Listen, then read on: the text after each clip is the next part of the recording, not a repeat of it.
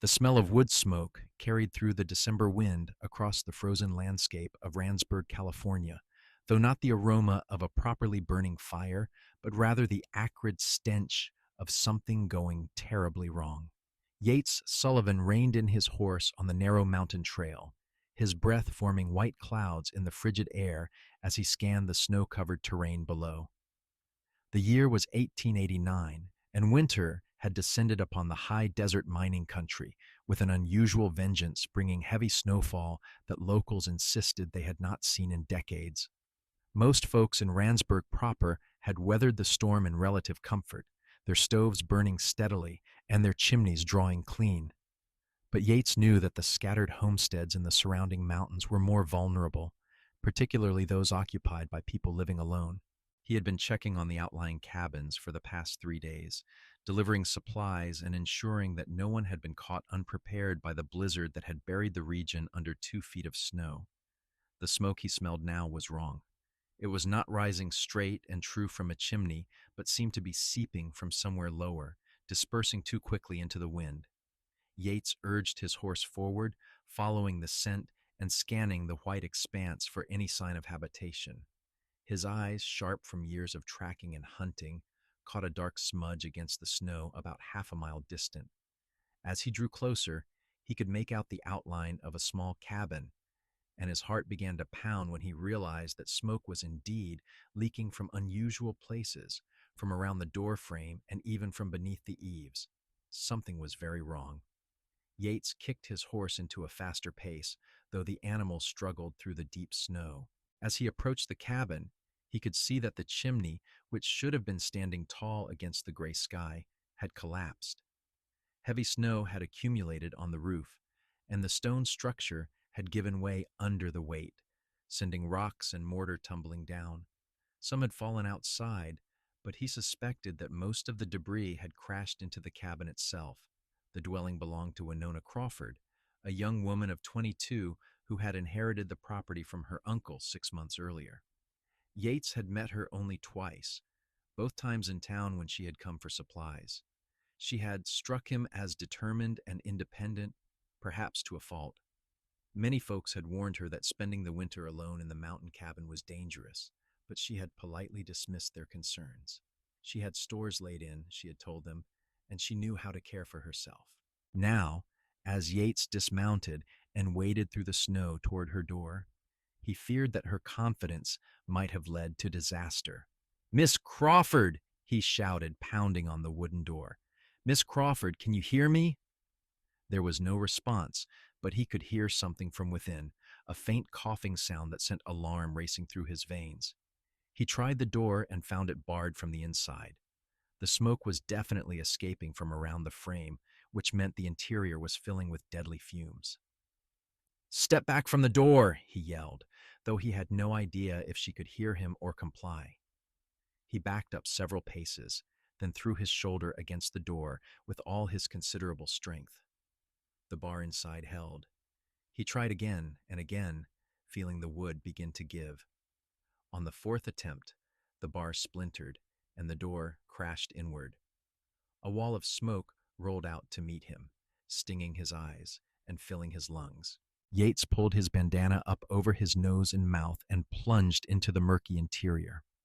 The cabin was small, just a single room with a sleeping area partitioned off by a curtain.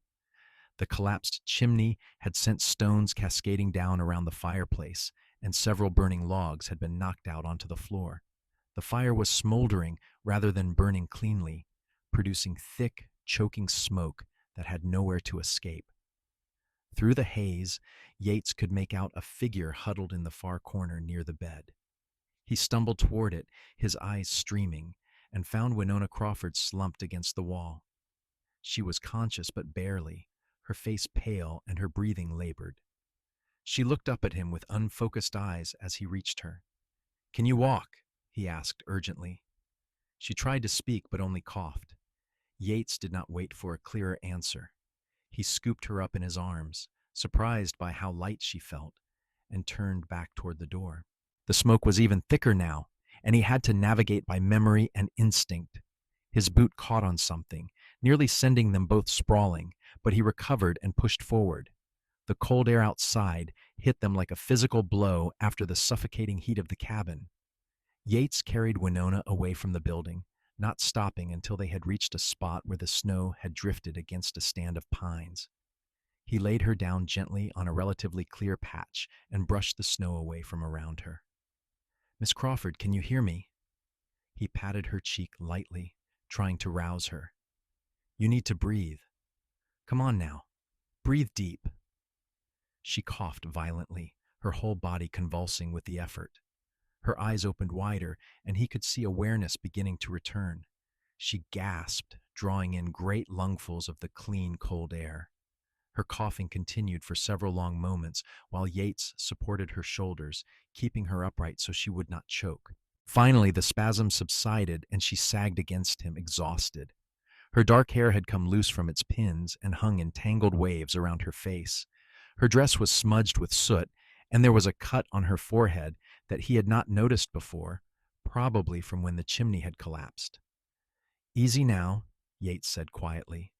"You are safe. Just keep breathing." Winona nodded weakly. Her eyes met his, and he saw confusion there, and fear, and the gradual dawning of understanding. "The chimney," she whispered hoarsely. "It fell. I know. When did it happen?" "This morning. Early." She coughed again, but not as severely. "I heard the stones cracking. The snow, it was too heavy. Everything came down so fast." Yates glanced back at the cabin. Smoke was still seeping out, but less than before. The fire would likely die down soon, without proper ventilation. "Why did you not come outside?" "I tried." Winona's voice was barely audible. "The door was blocked. Stones fell on that side, too. I could not move them." He looked at the entrance and saw that she was right. Several large stones had fallen near the door, though he had been too focused on getting inside to notice them before. She must have been trapped, unable to escape as the smoke filled her only living space. "How long were you in there?" he asked. "Hours. I do not know exactly. I tried to put out the fire, but I could not reach it properly. The stones were everywhere. I thought about breaking a window, but they are so small, and I was afraid of letting in the cold."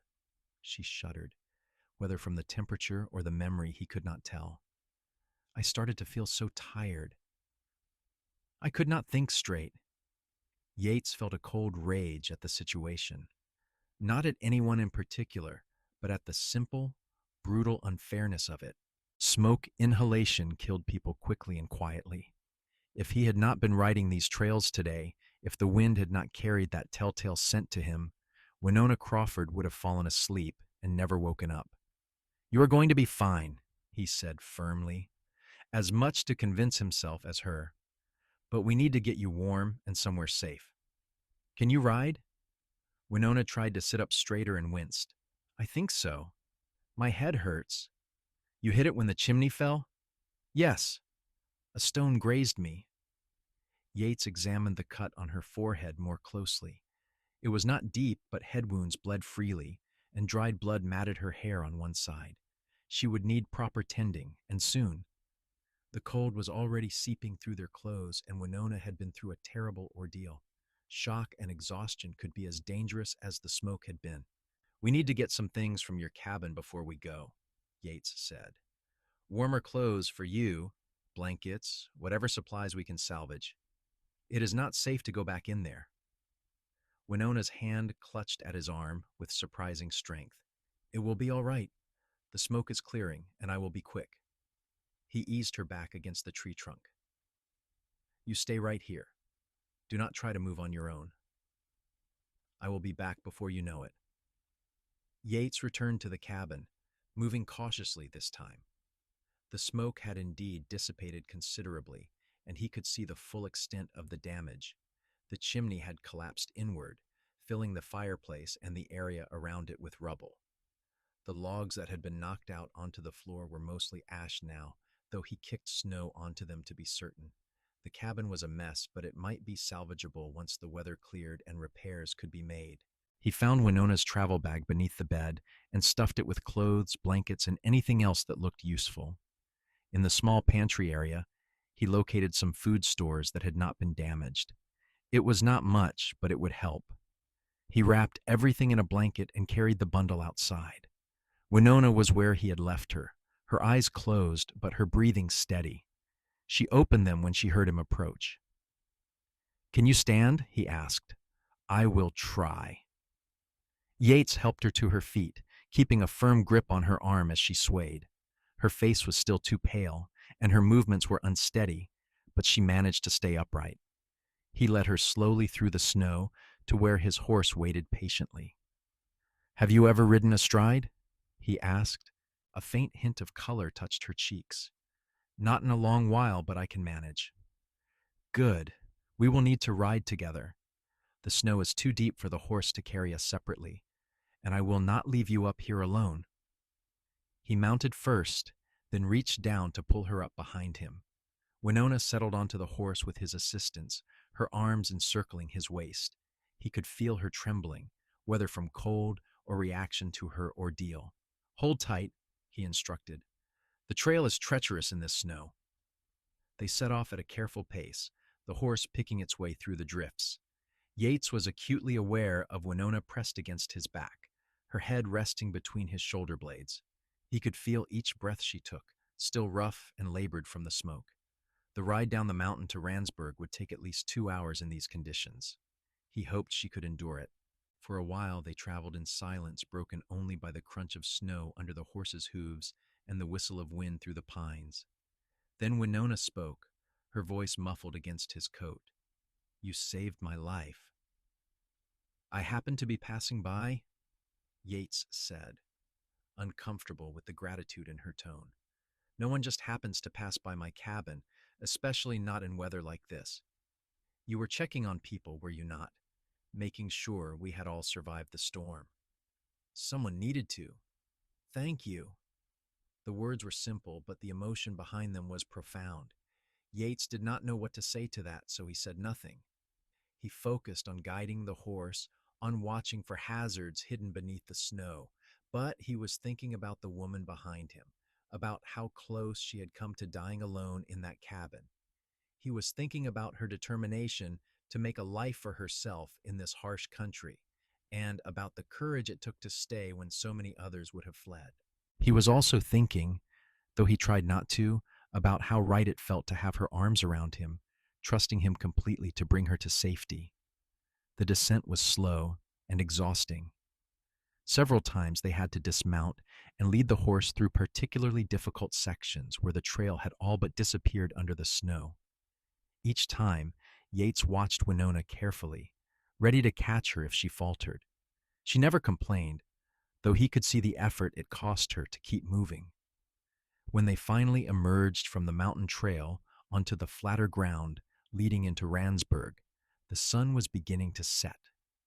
The town appeared before them like a haven, its buildings standing solid against the white landscape. Smoke rose from dozens of chimneys, proper smoke this time, speaking of warmth and safety.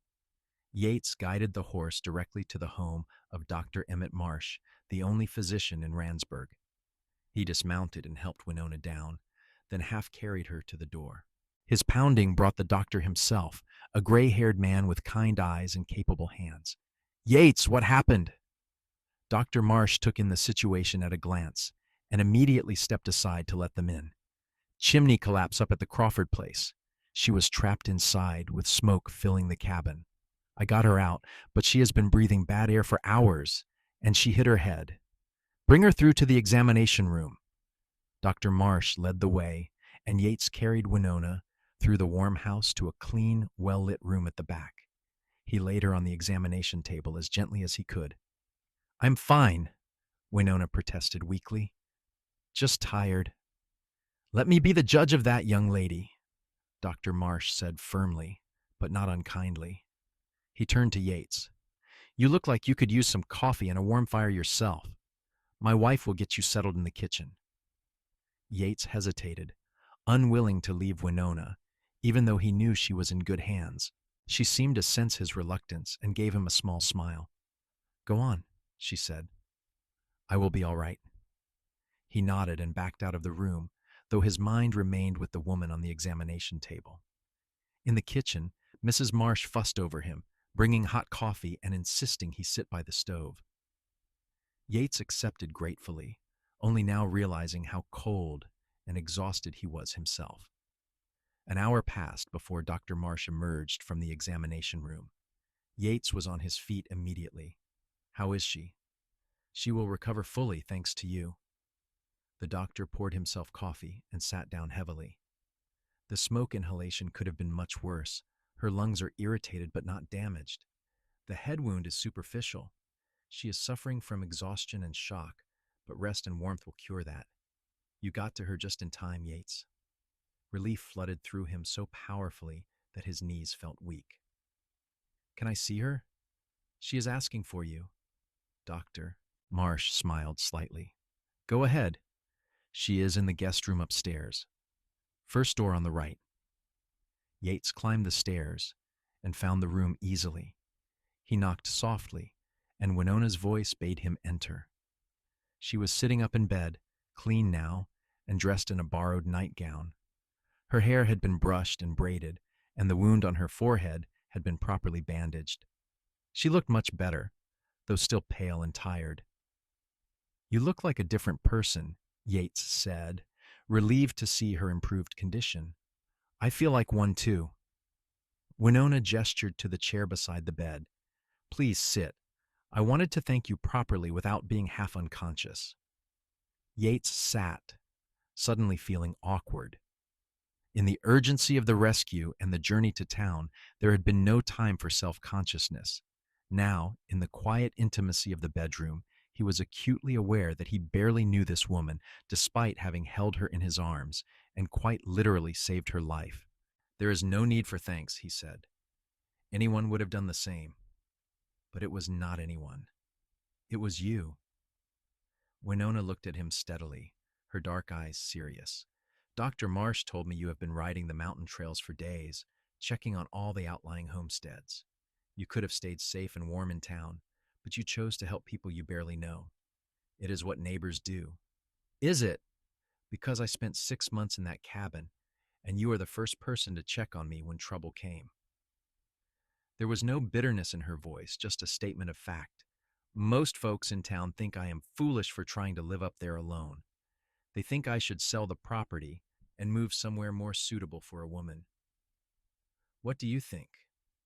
I think my uncle left me that land because he believed I could make something of it. He was the only family I had, and he trusted me. She paused, her fingers pleating the edge of the blanket. But maybe everyone else is right. Maybe I am being foolish. You are not foolish, Yates said firmly. You are brave. There is a difference. Winona looked up at him, surprise and something else flickering across her face. Do you really think so? I do. But being brave does not mean you have to do everything alone.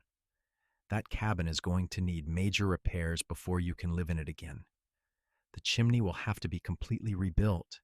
It will take weeks, maybe longer. I have nowhere else to go. The words were quiet, almost ashamed. You will stay here with Dr. Marsh and his wife until you are fully recovered. Then we will figure out the rest. We? Winona echoed the word carefully. Yates realized what he had said and felt heat rise in his face. I meant the town. Folks will help. That is what I meant. Oh, of course. Was that disappointment in her voice? He could not be sure. An awkward silence fell between them. Yates searched for something to say, but his mind had gone blank. Finally, Winona yawned, then looked embarrassed. I am sorry. I do not mean to be rude. You are exhausted. I should let you rest.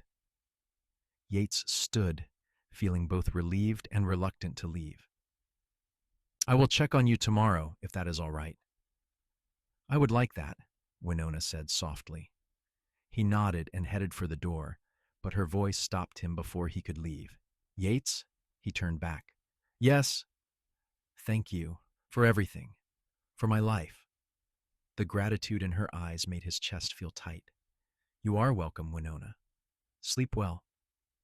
He closed the door gently behind him and stood in the hallway for a moment, his hand still on the doorknob.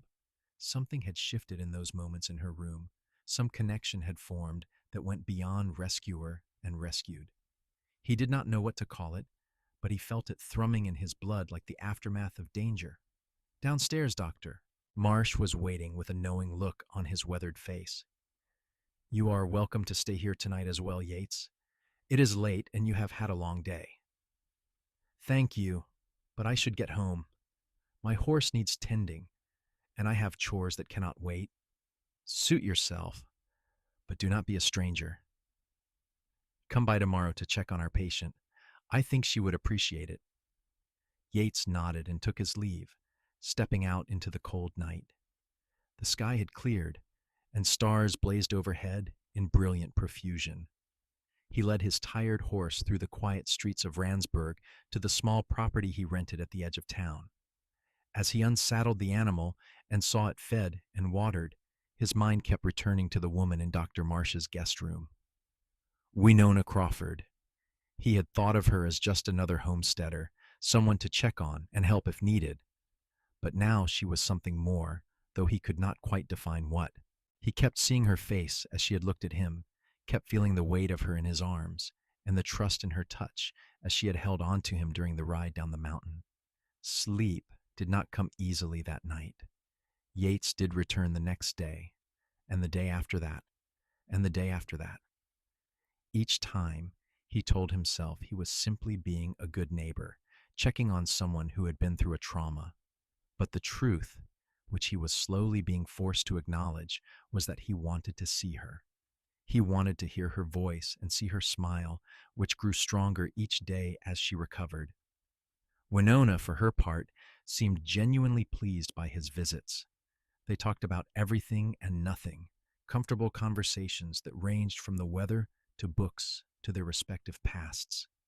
Yates learned that she had grown up in San Francisco, the daughter of a shopkeeper who had died when she was 16. Her mother had passed years before that, leaving Winona to manage on her own in the city. She had worked as a seamstress, barely scraping by, until her uncle's letter had arrived informing her of her inheritance. It seemed like a miracle, she told Yates one afternoon, as they sat in Dr. Marsh's parlor. A week had passed since the rescue, and Winona was now strong enough to be up and about, though the doctor insisted she continue staying with them for at least another week. A chance to have something of my own, to build a real life instead of just surviving day to day. And now? Yates asked. Now I still want that, but I am not sure how to make it happen. The cabin needs so much work, and I do not have the money to pay for all the repairs. I have been thinking about that. Yates had been thinking about little else, actually. I have some experience with stonework and carpentry. I could help you rebuild the chimney and repair the damage. Winona's eyes widened. I could not ask you to do that. You are not asking. I am offering. But it would take weeks of your time. You must have your own work to do. I have some money saved, enough to get by for a while. And the truth is, I would rather be doing something useful than sitting around town all winter. This was not entirely honest. Yates had plenty of work he could be doing, but he wanted to help Winona, wanted to be near her, wanted to see her dream become reality. Winona was quiet for a long moment, studying him with those dark, penetrating eyes. Why are you being so kind to me? You barely know me. It was a fair question, and Yates wished he had a simple answer. Maybe I want to know you better, he said finally, the words coming out more honestly than he had intended. A blush spread across Winona's cheeks, and she looked down at her hands. I would like that too, she said softly. The air between them seemed to shimmer with possibility. Yates felt his heart beating faster, felt the pull of attraction, and something deeper, something that had been growing since the moment he had carried her out of that smoke-filled cabin. Before he could say anything else, Mrs. Marsh bustled into the room with tea and cakes, breaking the spell. But the connection remained, humming beneath every word they spoke for the rest of the visit. Over the following days, Yates began making plans for the cabin repairs.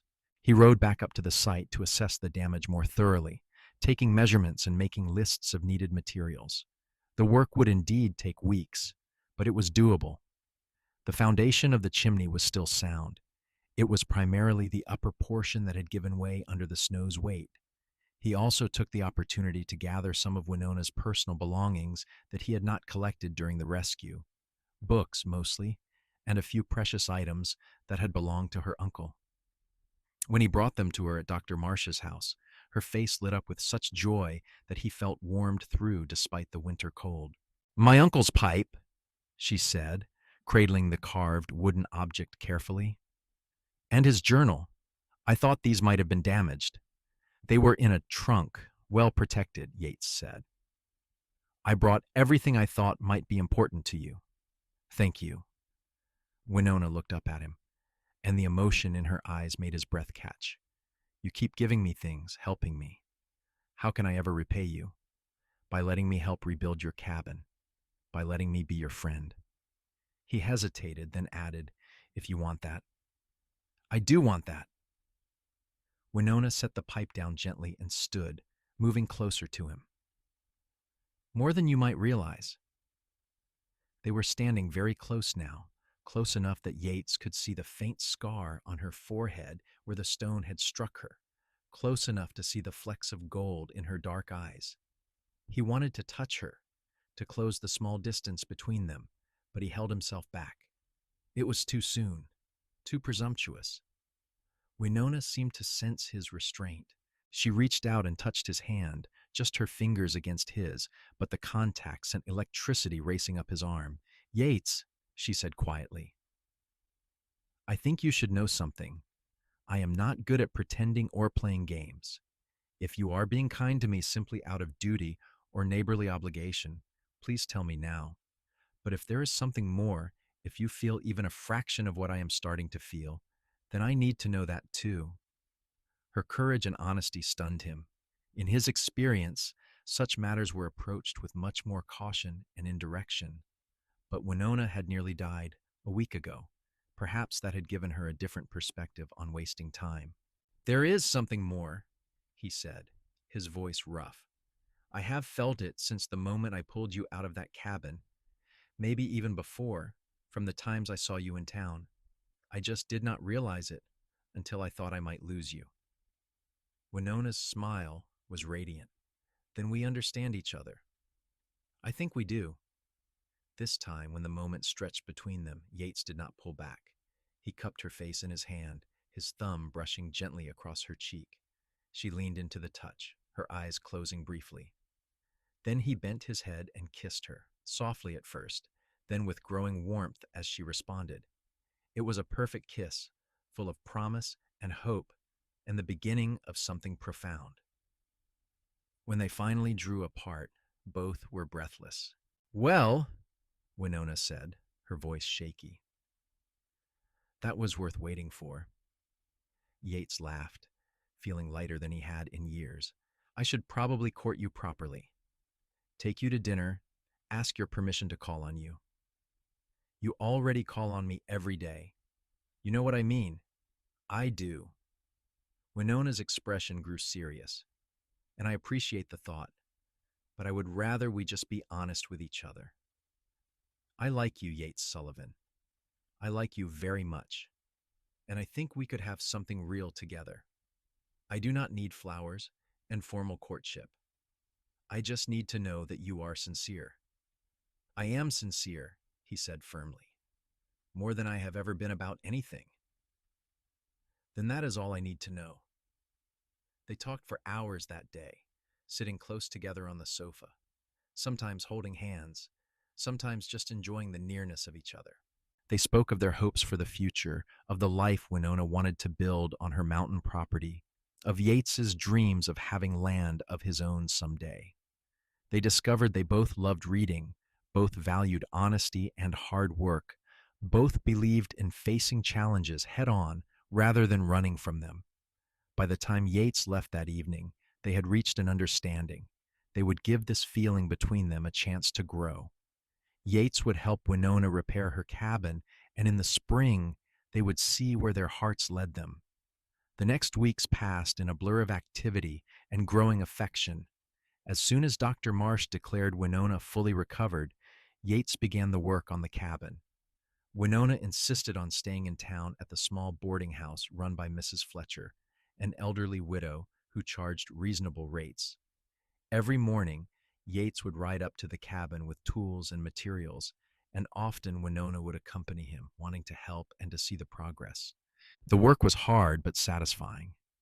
Yates tore down what remained of the damaged chimney and began rebuilding it stone by stone. Winona helped where she could, mixing mortar and handing him tools.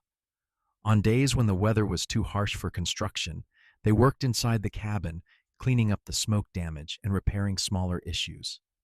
They talked constantly as they worked, learning more about each other with each passing day.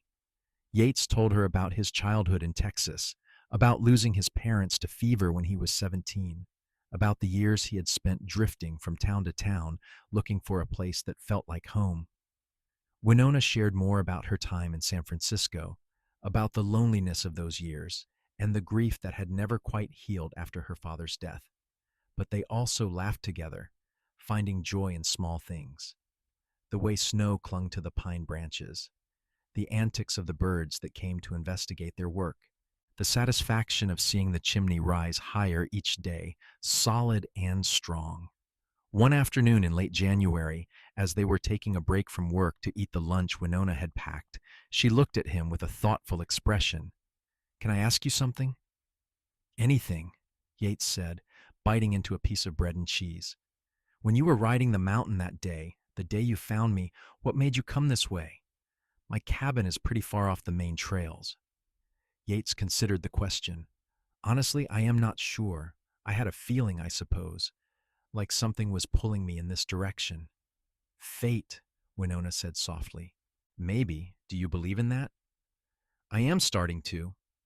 She smiled at him, that warm smile that never failed to make his heart beat faster.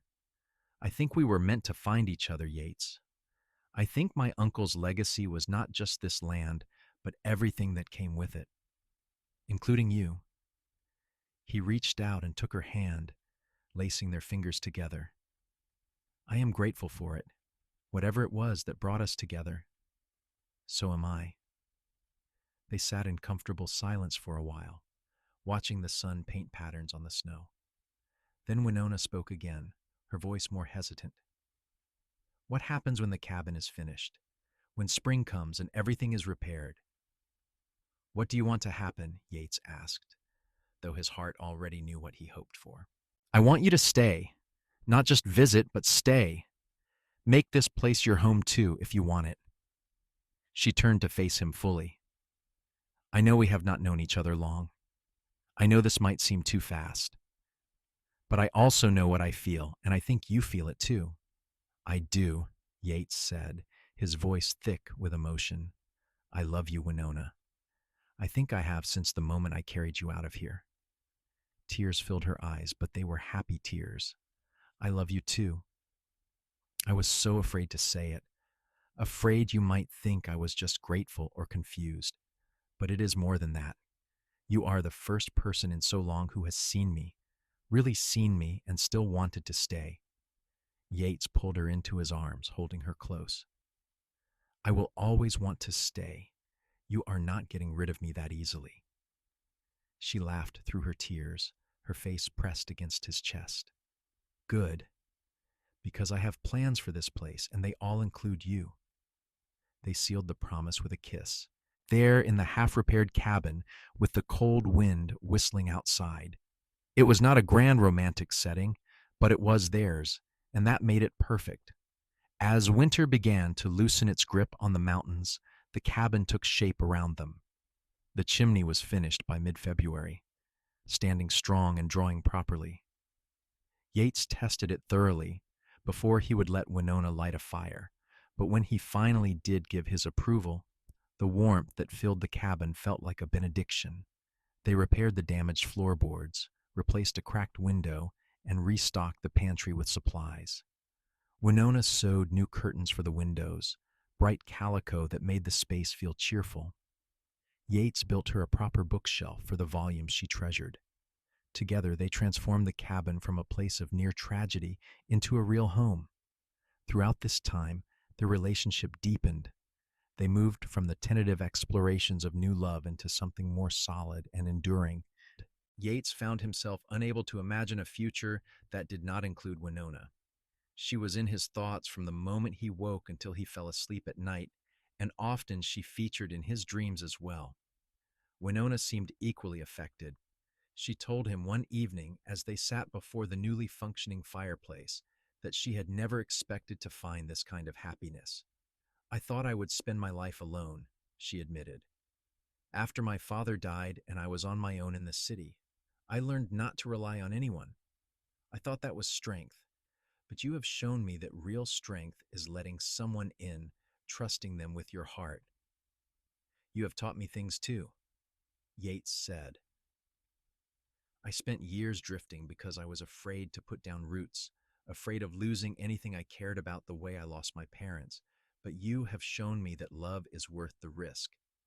They were married on the first day of March, 1890, in a simple ceremony at the small church in Randsburg. Dr. Marsh and his wife stood up with them, along with Mrs. Fletcher from the boarding house. It was a small gathering, but it felt right. Winona wore a dress she had made herself, simple but beautiful, and she carried wildflowers that Yates had ridden into the foothills to collect. When the minister pronounced them husband and wife, Yates kissed his bride with a heart so full he thought it might burst. Winona was his now, and he was hers, bound together by law and love and the shared experience of having survived something terrible to find something wonderful. They spent their wedding night at the cabin, which Yates had prepared in secret with the help of Mrs. Marsh. Candles glowed throughout the space, and he had somehow procured fresh flowers despite the lingering winter chill. A special dinner waited, prepared by the doctor's wife and kept warm by the fire. Winona looked around in wonder when they arrived. "You did all this?" "I wanted our first night here as husband and wife to be special," Yates said, suddenly shy. "It is perfect." Winona turned to him, her eyes shining. "You are perfect." "I am far from perfect, but I promise to spend every day trying to be worthy of you." "You already are." She came into his arms, and they stood there for a long moment, just holding each other. Then she looked up at him with a mischievous smile. "Should we eat dinner first, or later?" Yates laughed, feeling the last of his nervousness melt away. "Later sounds good to me." He swept her up in his arms, making her squeal with surprised laughter, and carried her to the bed they would now share. The curtains she had made provided privacy, and in the warm glow of candlelight, they came together as husband and wife, their love expressed in touch and whispered words and the complete trust they had in each other. It was everything a wedding night should be, passionate and tender and filled with joy. Afterward, they lay entwined in each other's arms, talking softly about their dreams for the future. "I want to expand the cabin," Winona said, tracing patterns on Yates's chest with her finger. "Add another room, maybe two. We will need space for children someday." "Children," Yates repeated, the word filling him with wonder. "I like the sound of that." "Do you?" "I was not sure if you had thought that far ahead. I have thought about everything with you. A long life together, children, maybe even grandchildren if we are blessed. I want it all, Winona." She kissed him, soft and sweet. "Then we will have it all. Together." The spring and summer of 1890 were among the happiest times of Yates's life. He and Winona settled into married life with an ease that sometimes surprised them both. They worked together on the cabin and the small plot of land around it, planning a garden for vegetables and maybe some chickens. Yates took on occasional work in town to supplement their income, but more and more, he found himself drawn to the idea of mining. Randsburg was built on gold and silver, and while the big strikes had happened years before, there were still opportunities for a man willing to work hard. Yates staked a small claim not far from the cabin and began working it in his spare time. The first few months yielded only modest amounts of ore, but he was patient. This was an investment in their future. Winona supported his efforts, even as she pursued her own work. She had discovered a talent for making beautiful quilts, and several women in town had commissioned pieces from her. The extra money was welcome, but more than that, Winona enjoyed the creative outlet and the connection to the community. They were building a life together, piece by piece, and it was everything Yates had never dared to hope for. In August, Winona told him she was pregnant.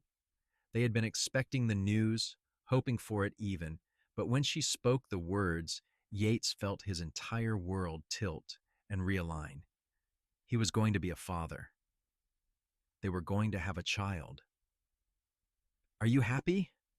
Winona asked, watching his face anxiously. "Happy?" Yates pulled her into his arms, holding her as tightly as he dared given her condition. "I am beyond happy. I am the most fortunate man alive." She laughed, relief evident in the sound. "I was so nervous to tell you. I know we have not been married long, and money is still tight." "None of that matters. We will figure it out. We always do." He pulled back to look at her, cupping her face in his hands. "You have given me everything I could ever want, Winona. A home, a future, and now a family. I love you more than words can say." "I love you too," she whispered. "So much." They spent the evening making plans, talking about names and whether they hoped for a boy or girl, and how they would need to add that extra room to the cabin sooner rather than later. Yates felt a fierce protectiveness rising in him, a determination to provide for his growing family and keep them safe always. The next months were busy ones. Yates worked furiously on expanding the cabin, adding 2 rooms as Winona had envisioned. One would be for the baby, and the other would serve as a workroom for Winona's quilting and other projects. He also intensified his efforts at the mine, driven by the need to build up their savings before the baby arrived. His hard work paid off in unexpected ways. In October, he struck a decent vein of silver ore that yielded enough to put a comfortable sum in the bank. It was not a fortune by any means, but it meant they would not have to worry quite so much about money. They could afford supplies for the baby and still have something put aside for emergencies. Winona bloomed with her pregnancy, growing rounder and more radiant by the week. Yates loved watching her change, loved resting his hand on her belly and feeling their child move within her. On cold evenings, they would sit by the fire, Yates reading aloud while Winona sewed baby clothes from soft fabric she had purchased in town. "What if I am not a good mother?" she asked him one night, her voice small and worried. "You will be a wonderful mother," Yates said firmly. "You are kind and strong and loving. Our child will be so lucky to have you." "And you," Winona said. "They will be lucky to have you as a father." "I hope so. I will certainly try my best. That is all any of us can do." The baby came in March of 1891, exactly 1 year after their wedding day. Labor was long and difficult, attended by Dr. Marsh and his wife. Yates paced outside for hours, terrified every time he heard Winona cry out, praying harder than he had ever prayed that she and the baby would be all right. When Dr. Marsh finally emerged, tired but smiling, Yates nearly collapsed with relief. "You have a son," the doctor announced, "a healthy boy, and your wife came through it like a champion. You can go in and see them now." Yates entered the bedroom on shaking legs. Winona looked exhausted but beautiful, propped up against pillows with a tiny bundle in her arms. When she saw him, her face lit up. "Come meet your son," she said softly. Yates crossed to the bed and looked down at the baby in wonder. His son. The child had a shock of dark hair and a red, wrinkled face, but to Yates he was the most perfect thing in the world. When the tiny hand wrapped around his finger, Yates felt tears streaming down his face. "He is perfect," he whispered. "Absolutely perfect. What should we name him?" Winona asked. They had discussed names endlessly, but never settled on one. Now, looking at his son, Yates knew exactly what felt right. Thomas, he said, after your father. Winona's eyes filled with tears. Really? You would do that? He was important to you, and that makes him important to me. I think Thomas is a fine name for a boy who will grow up strong and brave, just like his mother. Winona reached for his hand, squeezing it tightly. Thomas it is, then. Thomas Sullivan. Their son was a blessing beyond measure. He was a good baby, fussy at times, as all infants were, but generally content. Yates loved everything about fatherhood, from the middle of the night feedings where he would walk Thomas around the cabin while Winona rested, to the moments when the baby would look up at him with those unfocused eyes and seem to really see him. Life settled into a new rhythm. Yates continued working his mine claim, which proved increasingly profitable as he followed the vein deeper. Winona cared for Thomas and kept up with her quilting when she had time, though the baby took up most of her attention. They were busy and sometimes exhausted, but they were happy. As Thomas grew from an infant into a toddler, the cabin rang with his laughter and the patter of his feet. He was a curious child, always getting into things, and Yates delighted in chasing him around and showing him the world. Together they explored the mountains, with Yates pointing out animal tracks and teaching his son the names of birds and trees. He is just like you, Winona said one evening, as they watched Thomas play with wooden blocks Yates had carved for him. Curious about everything, always wanting to explore. He has your stubborn streak, Yates countered with a grin. Stubborn? Me? Winona tried to look offended, but failed, laughing instead. Well, perhaps a little. In the spring of 1893, when Thomas was 2 years old, Winona discovered she was pregnant again. This pregnancy was easier than the first, perhaps because she knew what to expect.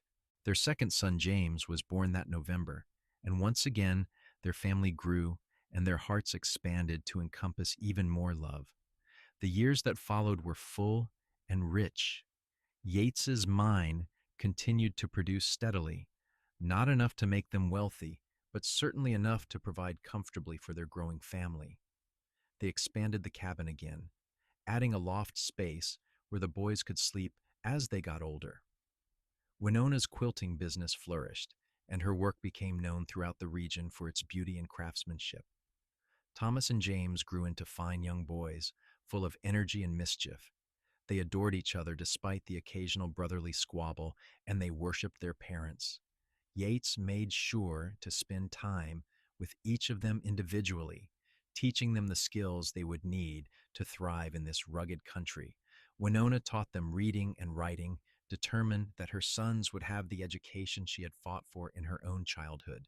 In 1897, when Thomas was 6 and James was nearly 4, Winona became pregnant for a third time. This time they were blessed with a daughter, whom they named Emily after Winona's mother. The little girl, with her dark curls and bright smile, became the darling of the family, doted on by her brothers and cherished by her parents. Their home rang with life and love. Neighbors who visited marveled at the happy chaos, at the obvious affection between husband and wife, and the joy their children brought. The Crawford Sullivan place, as it came to be known, was a testament to what could be built with hard work, determination, and love. On cold winter nights, when the children were finally asleep and Yates and Winona sat together by the fire, they often reflected on how far they had come. The chimney that now warmed them had been rebuilt from the ruins of catastrophe. The cabin that sheltered them had been expanded from its humble origins into a real home.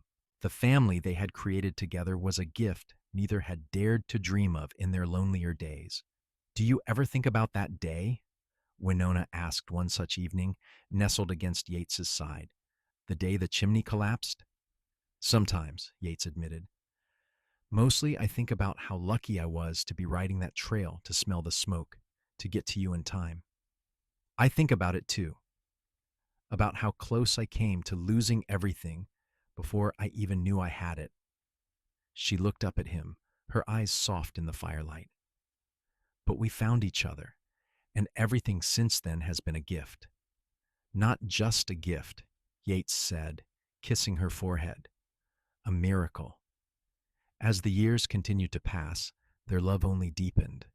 They weathered challenges together, from harsh winters to years when the mine yield was poor to childhood illnesses that frightened them terribly until their children recovered.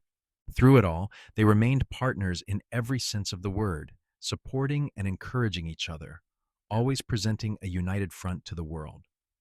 Thomas grew into a serious, thoughtful young man with his mother's determination and his father's quiet strength. James was the more outgoing of the two boys, quick to laugh and always ready for adventure. Emily, precocious and charming, wrapped everyone around her little finger while also displaying an unexpected talent for drawing and painting. Yates and Winona watched their children grow with pride and occasional wistfulness, knowing that childhood passed too quickly. But they savored every moment, from the everyday routines to the special occasions. Birthday celebrations, holiday gatherings, Sunday dinners after church in town. These were the moments that made up a life that created memories to treasure forever. In 1905, when Thomas was 14 and beginning to talk about his future, Yates sat him down for a serious conversation. "You know the mine is yours someday, if you want it," Yates said. "But you should know that you do not have to follow in my footsteps. You can make your own way, choose your own path." Thomas considered this carefully. "What if I want to go to college? There is a school in San Francisco that teaches engineering. Then we will find a way to make that happen," Yates said without hesitation. "Your mother and I want you boys and Emily to have every opportunity. Education is important. It will cost money. We have some saved, and I am not done working yet. If college is what you want, we will make it happen." Thomas's face broke into a relieved smile. "Thank you, Pa. I was afraid you would be disappointed if I did not want to be a miner." "Never," Yates said firmly. "I am proud of you no matter what you choose to do with your life. All I want is for you to be happy and to be a good man. Everything else is just details." That conversation set the tone for how Yates and Winona approached their children's futures. James eventually decided he wanted to learn ranching and found work with a larger operation in the valley. Emily, to everyone's surprise, announced at age 16 that she wanted to study art in San Francisco, just like her eldest brother.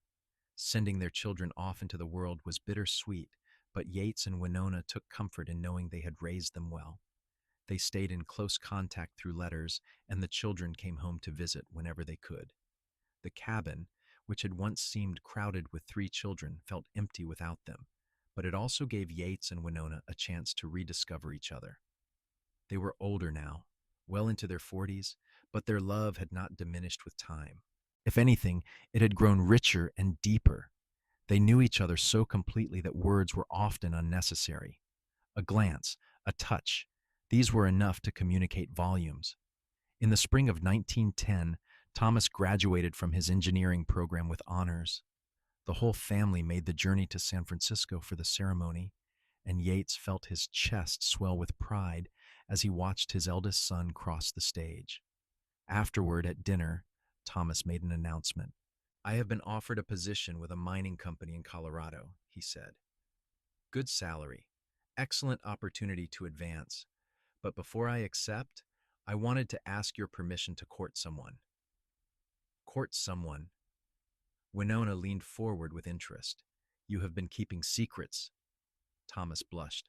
"Her name is Sarah. She is in my program, one of the only women studying engineering. She is brilliant and kind, and I think you would really like her." "Then bring her home to meet us," Yates said warmly. "If she makes you happy, that is all that matters to us." Thomas did bring Sarah home that summer, and she was indeed everything he had described.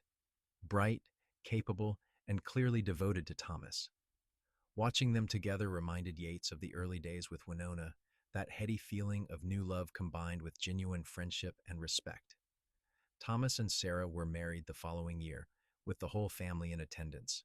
James had recently become engaged to a local rancher's daughter named Catherine, and their wedding followed 6 months later.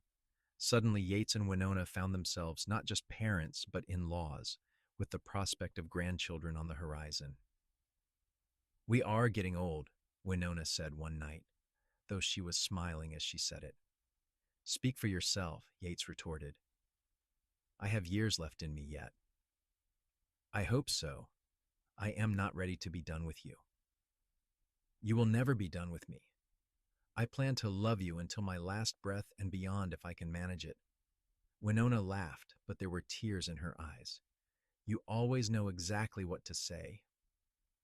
Their first grandchild arrived in 1912, a boy named Thomas Jr. Watching their son hold his own child, seeing the wonder and love on his face, Yates was transported back to the day Thomas had been born. The circle of life continuing, generations connecting. More grandchildren followed over the years.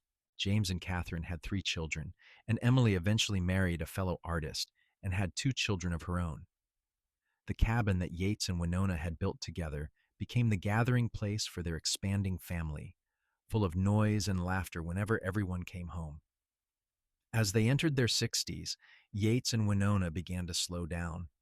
The mine had been sold to a larger company years ago, providing them with a comfortable income for their retirement. They spent their days tending their garden, working on small projects, and enjoying the peace of their mountain home. One winter evening in 1920, as snow fell softly outside, they sat together before the fire that had warmed them for so many years. The chimney that Yates had rebuilt with his own hands drew perfectly, just as it always had, sending heat and light throughout the cabin. "Do you remember when this all started?" Yates asked, his arm around Winona's shoulders. "That day I smelled smoke and came riding up here? How could I forget?" Winona leaned against him, as comfortable with his presence as she had been on their wedding night and every day since. "You saved my life that day. And you saved mine, though in a different way. Before I found you, I was just existing. You gave me a reason to truly live. We gave that to each other." Winona looked up at him, and despite the silver in her hair and the lines on her face, Yates saw the same woman he had fallen in love with 30 years ago. "Everything we built together. And it has been a good life, hasn't it? The best life." Winona kissed him softly. "I would not change a single moment, not even the scary parts. They all led us here, to this perfect life we have made." They sat in comfortable silence, watching the fire dance and listening to the wind whistle through the pines outside. In his mind, Yates replayed the journey they had taken together, from that desperate rescue through decades of partnership and love. 3 children raised, countless challenges overcome, a lifetime of memories created. He thought about the chimney, how it had collapsed under the weight of snow, but had been rebuilt stronger than before. Their relationship had been like that in many ways, forged in crisis, but built to last. Every stone had been carefully placed, every moment a foundation for what came next. "I love you," he said quietly. "I have loved you from the first moment, and I will love you forever." "And I love you," Winona replied. "My rescuer, my husband, my partner in everything. Forever." The years that remained to them were precious. They watched their grandchildren grow, welcoming great-grandchildren into the family fold.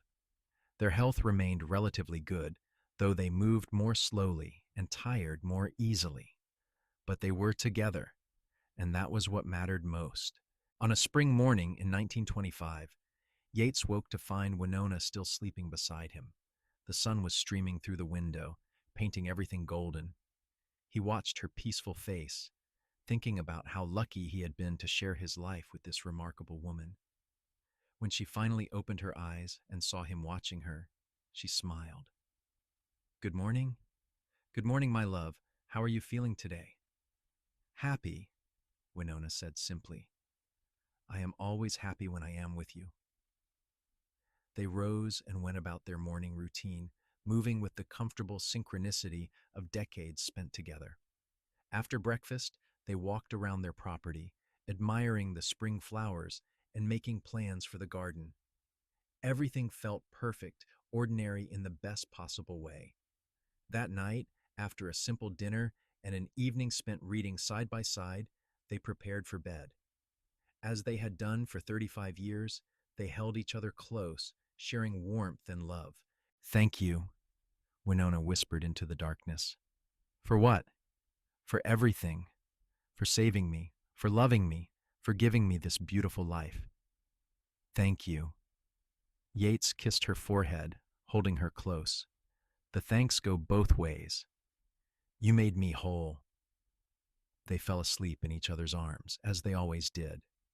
The next decades brought changes and challenges, but Yates and Winona faced them together.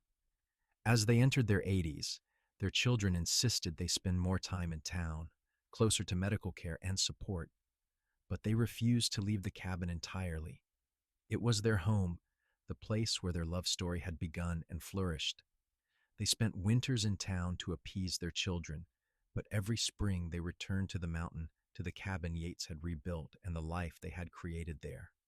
Their love remained as strong as ever, a constant in a changing world.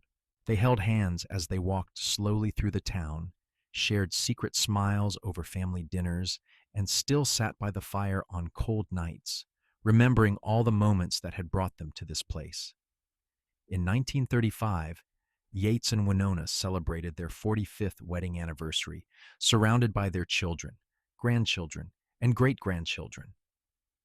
The gathering was held at the cabin, expanded over the years to accommodate their growing family. The chimney Yates had rebuilt so long ago still stood strong, still warming the home that had sheltered multiple generations. During the celebration, Thomas stood to make a toast. "To my parents," he said, his voice thick with emotion. "You have shown us all what true love looks like.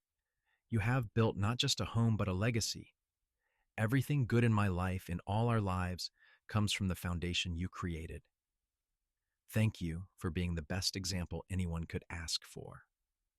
The room erupted in agreement, everyone raising their glasses. Yates looked at Winona, seeing the tears on her cheeks that matched his own. They had done it. They had built something lasting and true. Their love had created ripples that would extend far beyond their own lives. That night, after everyone had left or settled into sleep, Yates and Winona sat once more by the fire. They did not need to speak. Everything important had been said countless times before, in words and in actions, and in the simple fact of choosing each other every single day. Yates reached for Winona's hand, and she laced her fingers through his. They sat that way until the fire burned low, two people who had become one, living out the beautiful conclusion to a love story that had begun with smoke and snow and a rescue that saved more than just a life. The years that followed continued to be full of love and family. Though their bodies grew frailer, their spirits remained strong. They took joy in the smallest things: a sunny morning, a visit from a grandchild, the feel of each other's hand. They had learned long ago that happiness was not found in grand gestures, but in the accumulation of small, perfect moments. When Yates passed away peacefully in his sleep at the age of 92, Winona held his hand, whispering words of love until the very end. She mourned him deeply, but she also celebrated the incredible life they had shared. 66 years of marriage, a lifetime of partnership.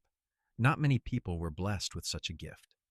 Winona lived for 3 more years, surrounded always by the family she and Yates had created.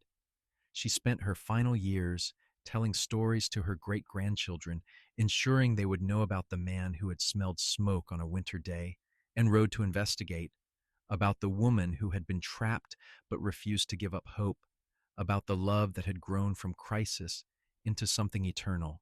When Winona joined Yates in 1940, she was laid to rest beside him in the Randsburg Cemetery, under a marker that read simply, "Together in life, together in eternity."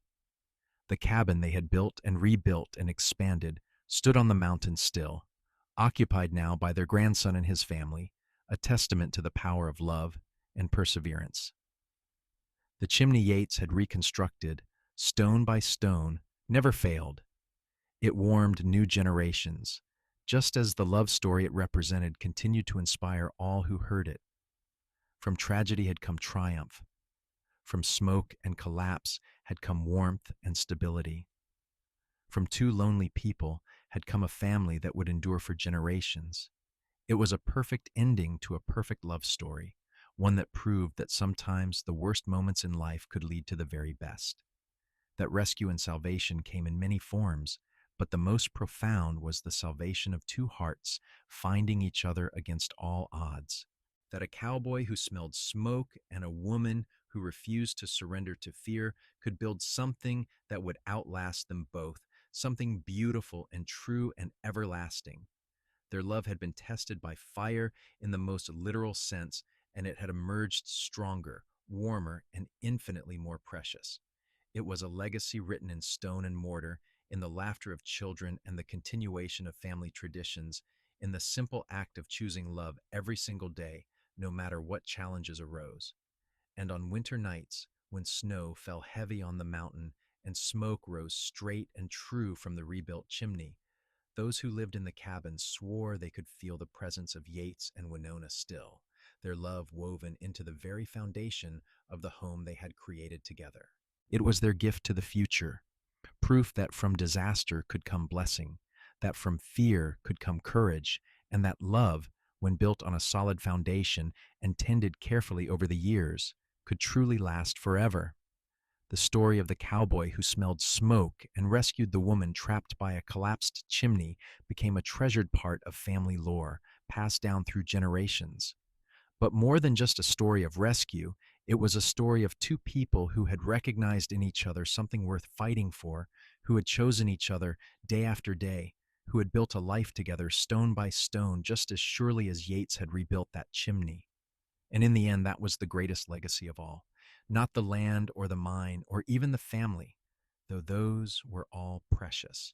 The greatest legacy was the proof that true love existed, that it could be found in the most unexpected places, and that when nurtured and protected, it could weather any storm and warm hearts long after the lovers themselves had passed from this world into the next, where they would continue their journey together for all eternity.